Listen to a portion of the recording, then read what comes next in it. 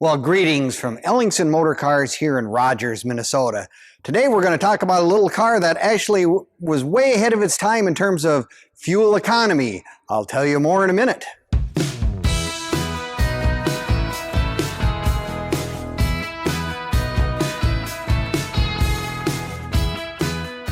Well, greetings from the sales floor of Ellingson Motorcars here in Rogers, Minnesota. Today we're going to tell you about a car that was kind of ahead of its time when you think about it.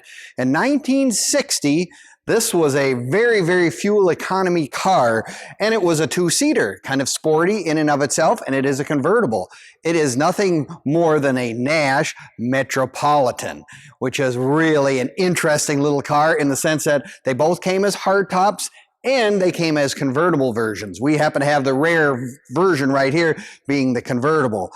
It's just very interesting to note that Metropolitans kind of made the transition from when there's actually a Hudson Metropolitan and a Nash Metropolitan, but in 1957, 58, when they became American Motors, now it has become just a Metropolitan. You will see on the wheel wells covers, they actually have an M for Metropolitan. The Hudson one actually had just this emblem right here. Actually said Hudson. It was just in badge only, still the same car. A little four-cylinder 1500cc motor gets more than enough good gas economy. 3-speed on the tree as well. This particular car is in two-tone yellow with the white accents. What a pretty little car. I mean, it just really has a nice look to it all the way around. Beautiful chrome work done all the way around. Even so much has the Continental spare tire on the back. One of the interesting notes that a lot of people will notice on these is in 1959, 1960, they actually had a real trunk area that you would open from the back, where previously it was only accessible from behind the seats. So this is actually a really nice improvement for this little car. Beautiful interior, bench seat, a period correct with the white and the gray. Very nice done. The dash is beautifully done. I chose a little over 41,000 miles on this car. So it has obviously been well taken care of for many, many a year. Interesting spot for the turn signals is in the middle of the horn ring, to the left and to the right. Also, the shifter is on the dash, and that's how you have the 3-speed manual transmission. This one even has a radio. That's kind of an interesting little note.